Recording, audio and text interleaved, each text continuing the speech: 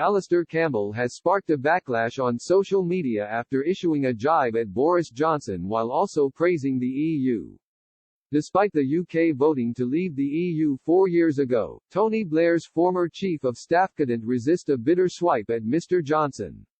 Following the release of the EU's no-deal contingency plan this morning, Mr. Campbell praised Brussels for its good grace.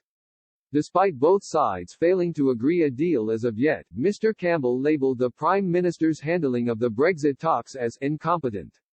In a tweet, he said, "The good grace, patience and professionalism which the EU team especially Ursula von der Leyen and Michel Barnier have shown in the face of the lies, gaslighting and incompetence of the Boris Johnson team has been very striking." However, given the critical juncture the UK and EU currently face, many took to social media to criticize his comments. One person wrote, "Let it go Alastair, just let it go." A second said, "3 things you've never been known for showing." A third added, "Campbell here, still being offended by democracy." Another wrote, "Good grace and professionalism from the EU? They are demonstrating everything that is wrong with it. Thinking they can bully us into their ways. The EU is a joke. Good on Boris Johnson for standing up to them and not being pushed about or bullied."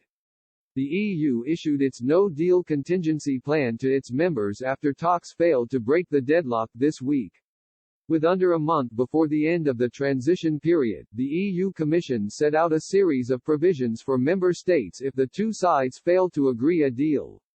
Within the document lies a series of short-term deals on certain sectors such as fisheries and transportation. As stated by the EU, a 6-month proposal has been put forward in order to maintain air services.